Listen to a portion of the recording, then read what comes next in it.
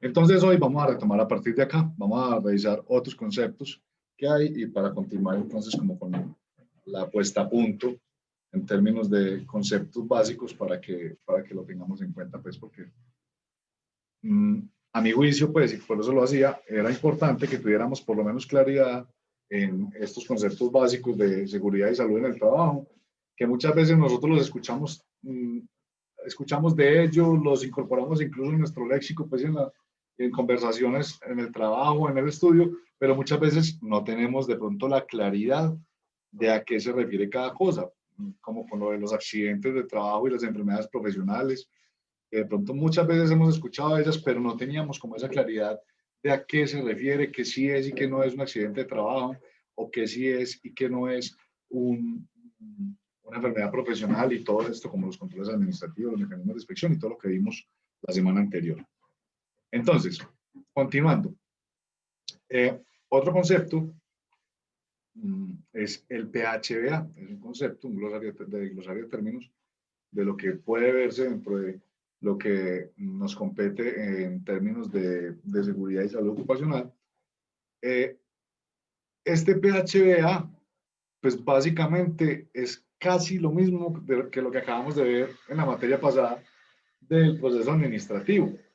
Simplemente que se resume en planear, hacer, verificar y actuar. Es muy, muy similar al que vimos en el proceso administrativo, que era prever, planear. ¿Cuáles eran los otros? Ya lo olvidó. Integración, dirección, control. Dirección y control, ¿cierto? Son 6 pasos, pero que si los comparamos con estos, son básicamente lo mismo, solo que están enmarcados en términos del flujo de actividades para lograr un correcto flujo, pues, o para lograr un correcto desempeño del sistema general de seguridad y salud en el trabajo. Acuérdense que esta sigla es para no estar repitiendo todo el tiempo sistema general o sistema de gestión de seguridad y salud en el trabajo, ¿cierto? Básicamente se refiere a que este sistema hay que planearlo. En él también hay actividades para hacer, hay actividades de verificación y de actuación, que llevándolo a términos de lo que vimos en el proceso administrativo, dijimos que uno planea, luego ejecuta, verifica durante todo el proceso de planeación y ejecución y que con la información obtenida en el proceso de verificación o en el subproceso de verificación, con toda la información que usted obtiene de la verificación, actúa. O sea, hace mejoras en el planear o mejoras en la ejecución. Ustedes ya deben de haber visto esto del PHBA, ¿no? Ustedes no han visto esto en ninguna materia. Pues que yo recuerde. No, profe. No. Paulina, tú estás en la Primera clase. vez que la escucho. Paulina está en la clase.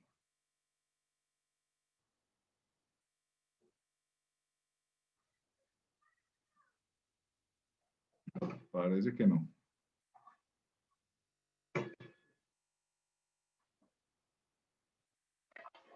Ok, bueno.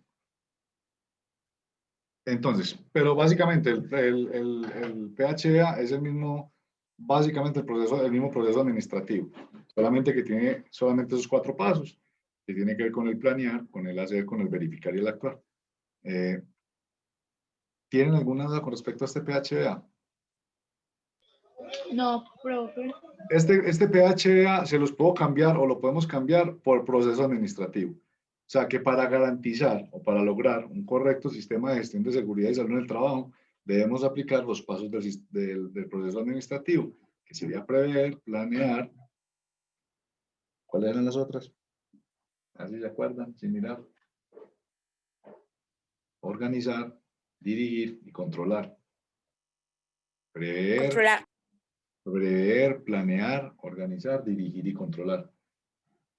Traten, chicas, de incorporar eso a lo que ustedes saben sin tener que mirar en ninguna parte. Eso es una cosa simple y es muy básico de la administración, que ustedes sepan cuáles son los pasos que hacen parte del proceso administrativo.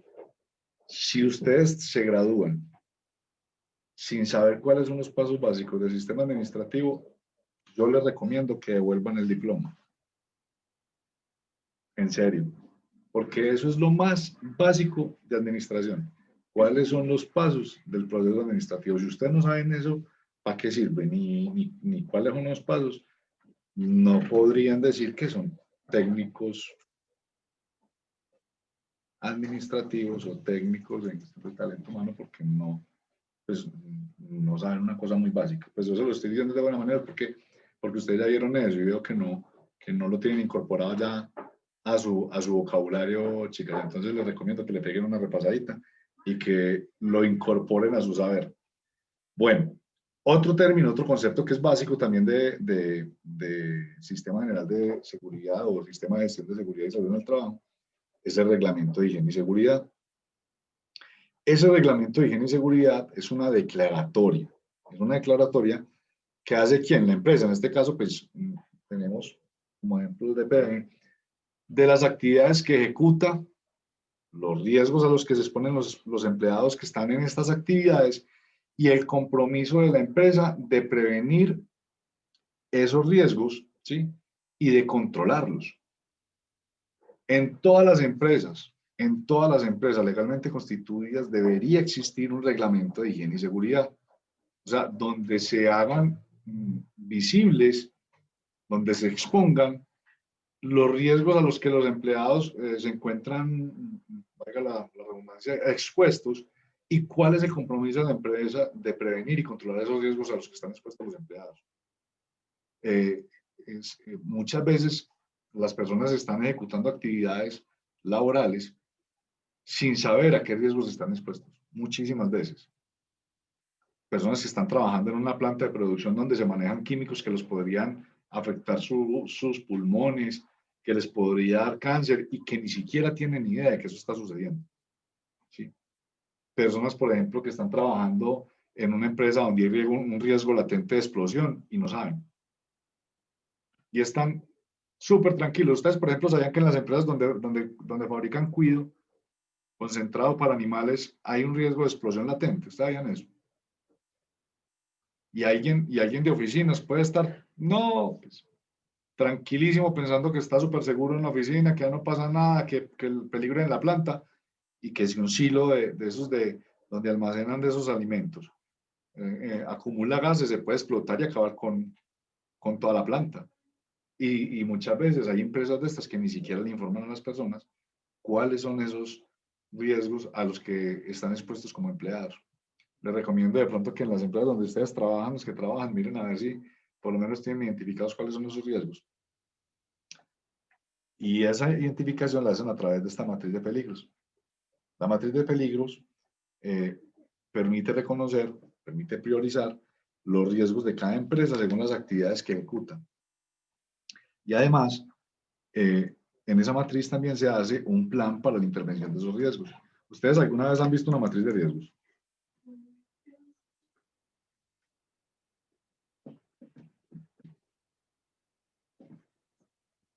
Profe, hemos visto que no le escuché bien. Una matriz de riesgos. No recuerdo, no. No, creo que no. Ninguna la he visto. Profe, creo que antes se le cayó. Ah, ya volvió. Ya volvió. Ya volvió, no es que yo no. Sí, ya volvió, ya. Ah, es que se me había apagado el celular, lo siento. Ah, bueno. A ver, llevo una cosa aquí. Paulina sí nos está escuchando.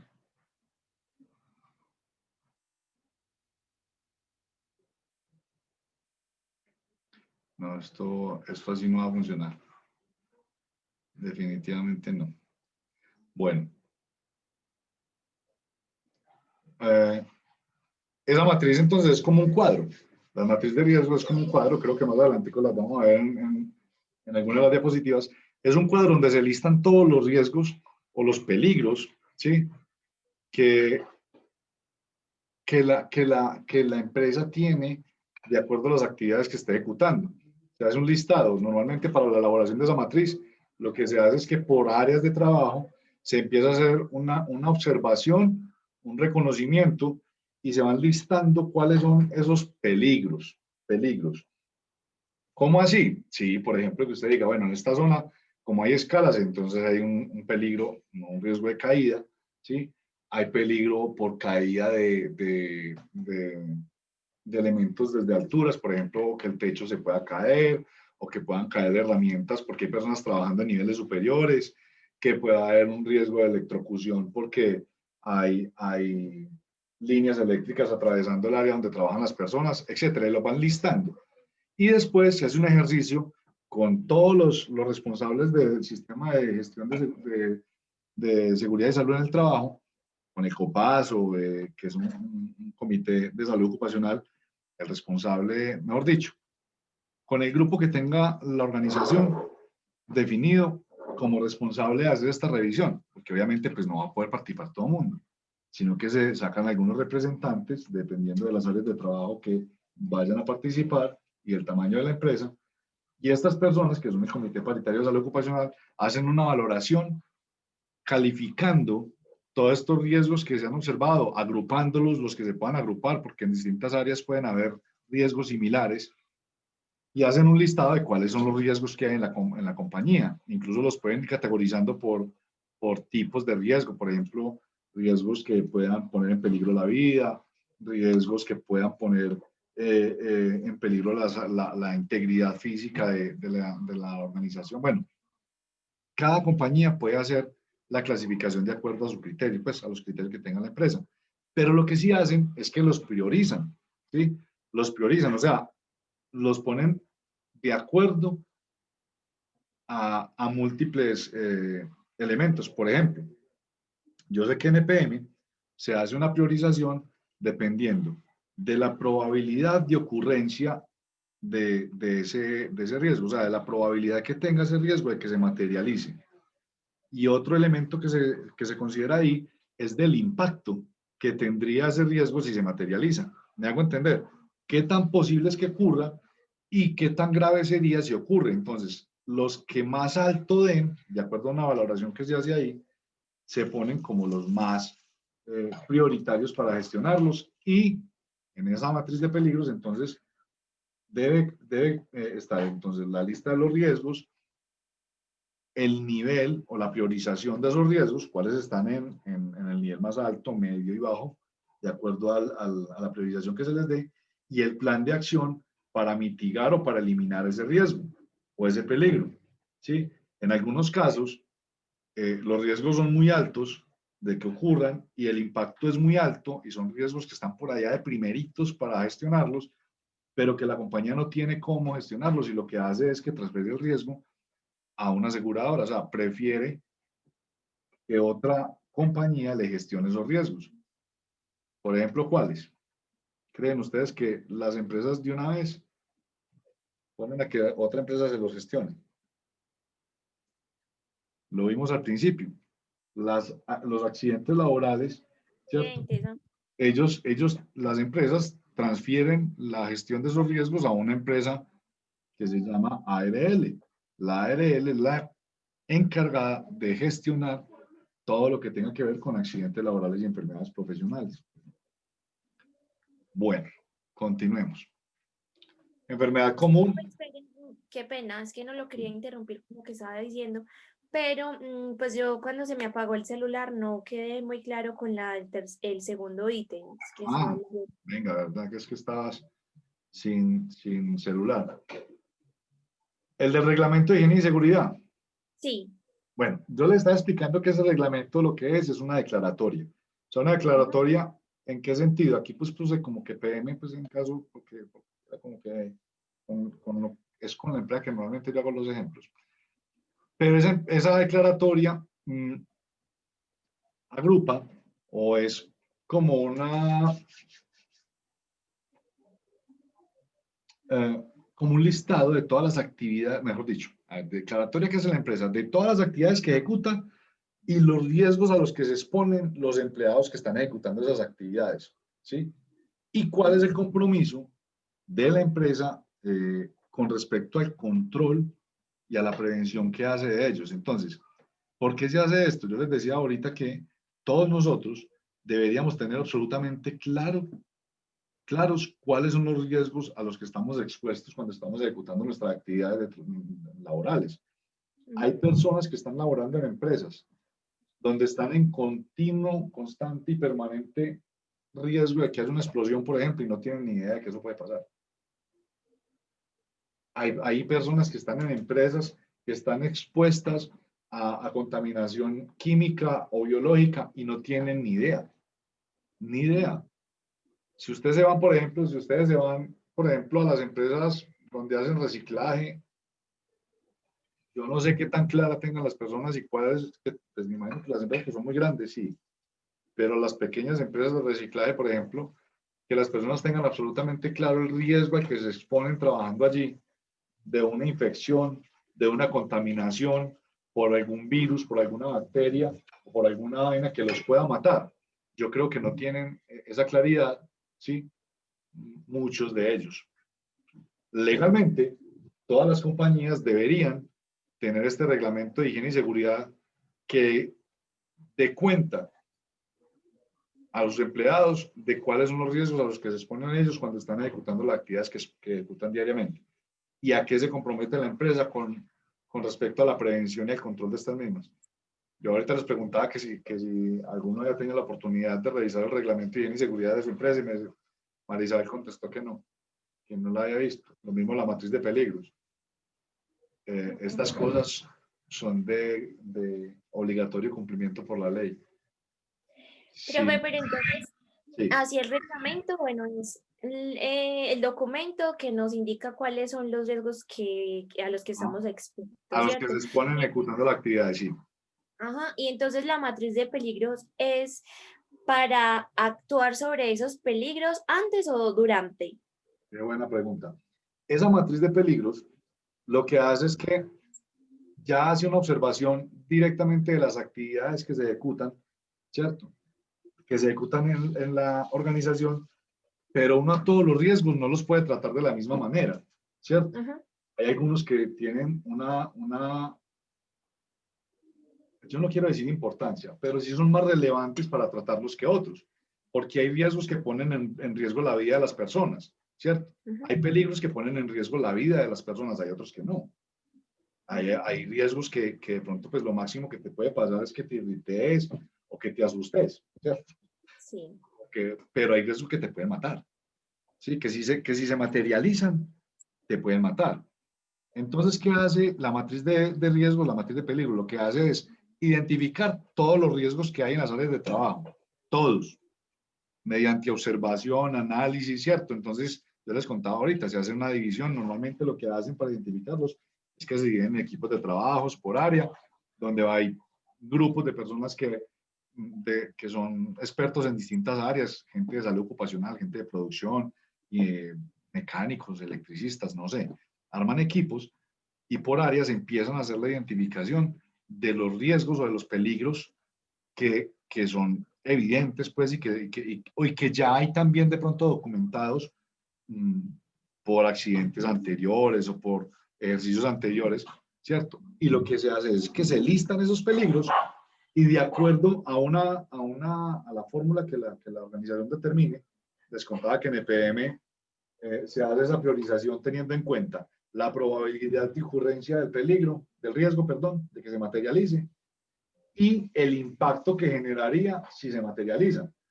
Eso tiene unas calificaciones, le dan unos puntajes de acuerdo a la probabilidad de ocurrencia y unos puntajes de acuerdo al impacto que generaría y eso da un numerito que es un índice. ¿Sí? Le multiplican uno por otro y da un índice. Ese índice es el que va a ubicar en los cuadrantes superior, medio, bajo y nulo los riesgos que hay y entonces ahí la empresa puede priorizar. Obviamente los primeros que va a tratar y que va a buscar la manera de ejecutar, de planear y ejecutar la intervención para que controlados son los que mayor riesgo e impacto, los mayor probabilidad de ocurrencia e impacto tengan sobre la organización y sobre las personas, ¿cierto? Porque si no la organización se enloquece ¿Qué atiende primero? ¿O qué deja para después? ¿Cierto? De acuerdo a ese, yo creo que más adelante nosotros vamos a ver la matriz de riesgos, obviamente, pero yo quiero explicarles un poquito más a fondo aquí.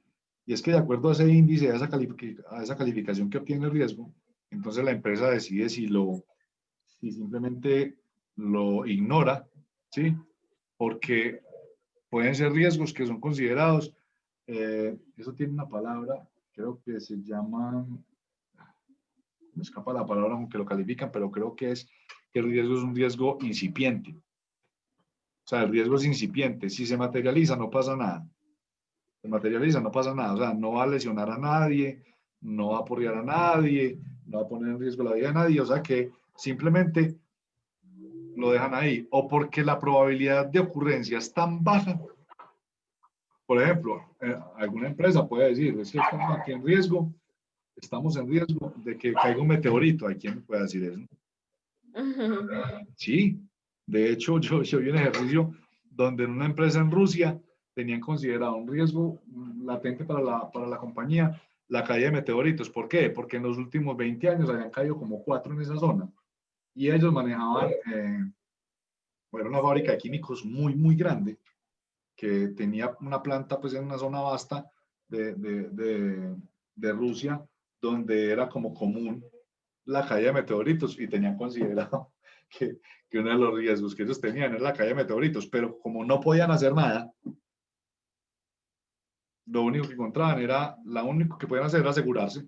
Entonces, ¿qué hacían? Comprar una póliza de seguro, se caía un meteorito y volvían a sonar allá, ellos no fueron a quebrar. Hay riesgos que son incipientes porque la probabilidad de que ocurra es muy baja. La caída de meteorito aquí en Colombia, pues como yo creía que es muy baja. Pues porque es que yo realmente no me ha tocado que aquí en Colombia no me ha tocado la caída de meteorito. Yo ya tengo 41 años y no me ha tocado, ¿cierto? Pero, por ejemplo, sé que en México se han caído algunos. Entonces, pues, yo me imagino que a la hora de hacer una matriz de riesgo aquí en Colombia, si alguna empresa dice que la caída de meteoritos es un riesgo, a lo último lo calificarían como incipiente. Es muy baja la probabilidad de que ocurra, que es casi nulo. Pero, por ejemplo, si es una empresa que está en una zona que tradicionalmente se inunda, ¿cierto? Los que están en La Mojana, en las zonas de ribera del río Cauca o algo así, el riesgo de inundación es un riesgo que yo creo que está por allá altísimo, altísimo, y que pues, obviamente que haya priorizado dentro del más, los que mayor nivel de prioridad tienen para atender y que no pueden dejarse pasar. Hasta ahí, ¿cómo vamos? Muy claro, profe. Profe, bien, sería bueno que aumentáramos pues la de la matriz, pero ya como usted dice que más adelante. Sí, es que aquí estamos hablando en términos de conceptos. Obviamente, Sí, más adelante con Tagur ya lo vemos. Yo no recuerdo si están en la 1 o en la 2, pero esa matriz hay que aprenderla a hacer, claro. sí, Hay que aprender a hacerla, obvio que sí. Sino que es para cuando lleguemos a ella, ustedes tengan como ya idea de qué vamos a hablar, ¿cierto? Sí. Bueno, ahora sí, enfermedad común. Entonces, ahorita hablamos, es que ahorita la clase pasada hablamos de enfermedad profesional, ¿cierto? Pero también hay otra enfermedad que se llama enfermedad común. Según un artículo, que está mencionado ahí en el artículo 12 del decreto 1295 del año 94, se entiende como enfermedad común toda enfermedad o patología, accidente o muerte que no hayan sido clasificados o calificados como de origen profesional. ¿Sí? Les voy a hacer esta pregunta. Si alguien está trabajando, está en la planta trabajando y le da un infarto y se muere, ¿eso es accidente de trabajo o enfermedad profesional? O enfermedad común. profe, enfermedad común. Y si el infarto le dio porque lo encalabró la máquina. Ay, sí es. Ahí sí es un accidente de trabajo. Sí. Así al final se determine que la muerte fue por un paro cardíaco, ese paro cardíaco no fue por muerte natural, no fue por una causa natural, sino que fue generada como consecuencia de la ejecución de una actividad laboral de él, ¿cierto? O sea que en ese caso, ese paro cardíaco fue generado por una electrocución, o sea que la causa real de la muerte fue la electrocución como tal. Estamos ok, pero si al señor Sí. le da llegó a trabajar, se estaba tomando el tintico, prendió la máquina, arrancó a trabajar, y tiki que le dio el yayibe y se murió el señor, eso sería una enfermedad que no tiene un origen profesional, no tiene un origen asociado a la actividad laboral y por lo tanto se considera una enfermedad común. ¿Estamos ok? Sí, profe. Oh, bueno. Bueno, ahora sí, vamos a hacer esta diferencia porque ahorita yo iba a hacerla, pero yo sabía que venía aquí más adelante para que nosotros aprendamos a diferenciar entre lo que es un peligro y lo que es un riesgo. Que normalmente lo manejamos, hasta yo constantemente lo hago, pues que yo ya conozco el concepto, pero muy normalmente nosotros hacemos referencia a peligro y a riesgo como la misma cosa, ¿cierto? Pero entonces dice la teoría que el peligro es una fuente o situación con potencial daño en términos de lesión o enfermedad, ¿sí? Daño a la propiedad, al ambiente de trabajo o una combinación de estos. Ahora vamos a mirar el riesgo y vamos a encontrar la diferencia. El riesgo es la probabilidad de que un objeto, material, sustancia o fenómeno pueda producir lesiones o enfermedades a las personas y daño a la propiedad. Ahora, ¿cuál de ustedes dos se aventura a tratar de decirme cuál es la diferencia entonces entre peligro y riesgo de acuerdo a lo que estamos leyendo ahí?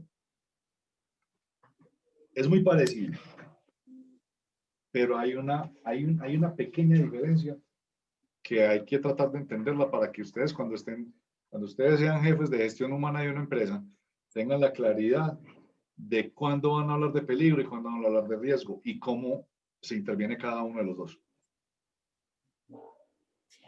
A ver, entonces el peligro es lo que está afectando directamente a la persona, a la propiedad en general. Y el riesgo, entonces, es la probabilidad de... Estás leyendo las definiciones. Trata de ilustrar con un ejemplo cuál es la diferencia. Un ejemplo. Sí. Yo creo que la mejor manera en este caso de entender esa diferencia es con un ejemplo.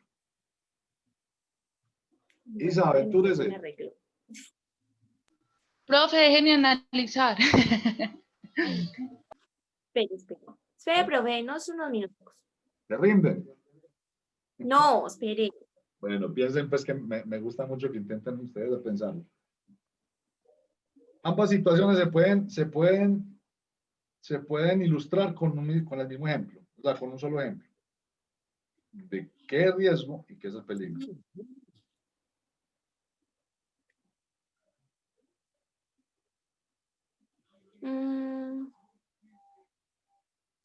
Profe. A ver. Hágale, María. Estamos aprendiendo. Profe, no sé si estoy bien. El peligro sería como en una construcción, ¿cierto? El peligro como de las alturas y eso, ¿cierto? Y el riesgo sería como el no tener las protecciones, o no sé. Empezó bien.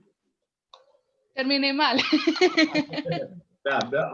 Entonces, comentarle, el riesgo de esa actividad sería pues la probabilidad que hay de que pronto el arnés se reviente y se caiga la persona. Ahí ya se están ubicando un poco más. Entonces, si estamos hablando del peligro en esa construcción, entonces si dice que el peligro es la fuente o la situación con potencial de daño en términos de lesión o enfermedad, ¿cierto? Entonces el peligro es la altura, ¿cierto? Ustedes dijeron, bueno, hay una altura, están haciendo un edificio, entonces el peligro es la altura y el riesgo es la caída, la probabilidad de que alguien se caiga. Entonces, un edificio alto por sí solo no es un riesgo, representa una potencial de peligro. Tiene un potencial de daño, exactamente, pero no el edificio, la altura del edificio. Exacto. ¿Cierto? Y el riesgo es la probabilidad de que las personas o de que quienes estén trabajando en él se caigan. Vamos a hacer de cuenta que ustedes están pasando por una puerta y que en la parte superior de la puerta hay un machete colgado de un hilito. No. Hay un machete colgado con un hilito. Entonces, el peligro es el machete, ¿cierto? Ujú. Pero ¿cuál es el riesgo? Que se zafe ese hilo.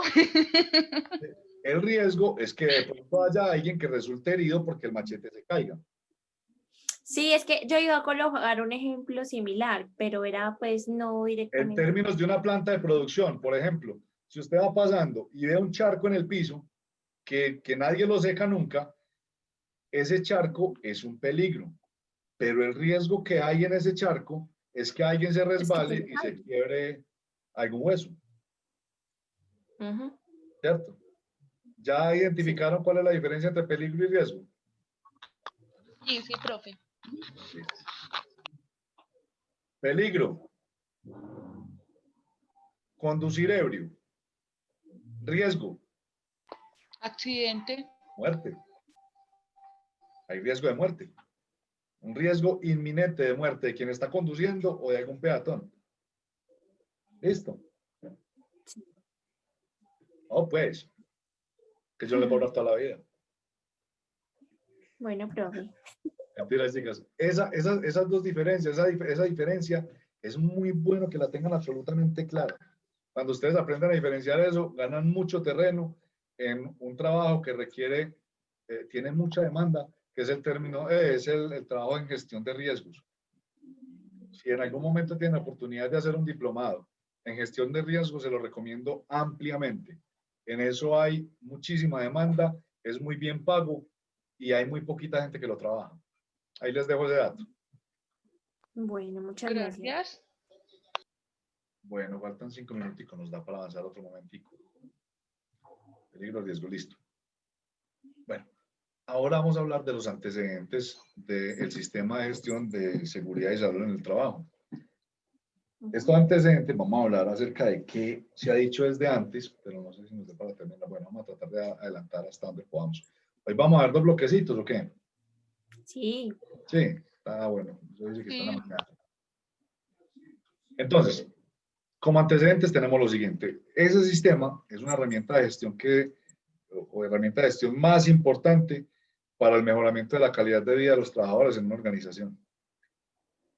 Todo lo que tenga que ver con gestión de la salud y la seguridad en el trabajo es considerado la herramienta más importante para el mejoramiento de la calidad de vida de los trabajadores de una empresa. No hay ninguna otra herramienta que sea más importante para el mejoramiento de la calidad de vida. Ni siquiera un plan de incentivos, ni siquiera un plan de ascenso, ninguno es más importante en términos del mejoramiento de la calidad de vida que el sistema de gestión de salud y seguridad en el trabajo. ¿Por qué creen ustedes eso? ¿O si lo ven así o creen que hay otro más Es importante? que los otros son, pues mejoran la calidad de vida, pero más en el tema económico, más no porque se estén preocupando porque el empleado esté trabajando con los implementos necesarios, que tenga buenas posturas y que sean acordes para no tener lesiones y pues lo Correcto, es veo que yo como creo que lo podemos resumir en que no hay plata, ni incentivo, ni puesto que pague la salud de ninguna persona. Ujú. A usted le pueden pagar los millones que sea, pero usted sabe que a los 10 años va a estar muriendo envenenado sentado en la cama porque se le envenenó la sangre con un químico o porque le taparon los pulmones con el polvo que había en la empresa o porque ya no puede con la columna a los 3 o 4 años. Usted se puede ganar los millones que sea. Pero después de que Ujú. usted esté inválido, de que usted esté enfermo, de que usted no pueda moverse, ahí no hay nada. Entonces, la mejor herramienta y la más importante para el mejoramiento de calidad de vida de los trabajadores en una organización es el sistema general o el sistema de gestión de salud y seguridad en el trabajo. ¿Listo? Listo.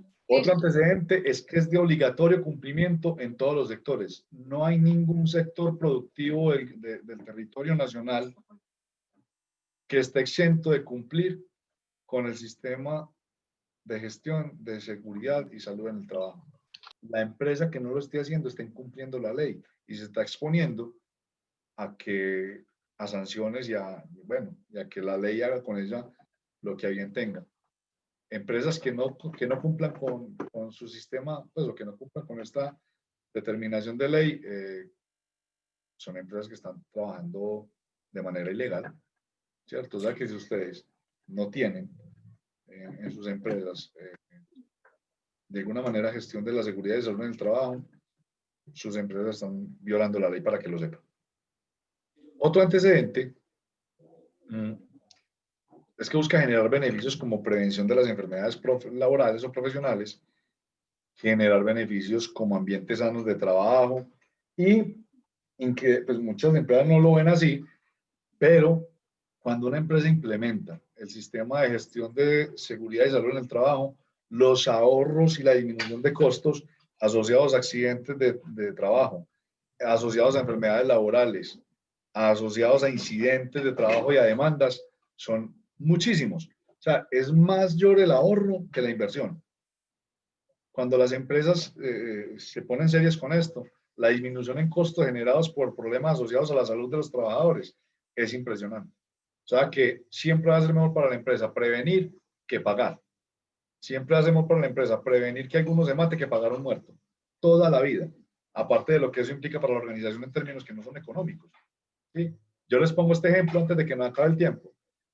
Si hay un trabajo que están desarrollando 30 personas y tiene un riesgo latente de muerte y uno se mata, ¿cómo quedan los otros 29 para hacer el trabajo? Yo le digo una cosa. Si yo sé que estoy en un trabajo que me puede generar la muerte y ya se mata un compañero mío y yo sé que las condiciones siguen siendo las mismas y la empresa no ha hecho nada, yo creo que yo personalmente preferiría renunciar e irme para otro lado que coger a colgarme de un hilo pues, y tener en riesgo mi vida 24/7. Sí, claro. ¿Cierto que sí? Bueno, vamos a parar ahí por ahora. Yo voy a parar un momentico, me tomo un juguito y vuelvo y las llamo para que continuemos. ¿Listo? Listo. Bueno, chao. Listo.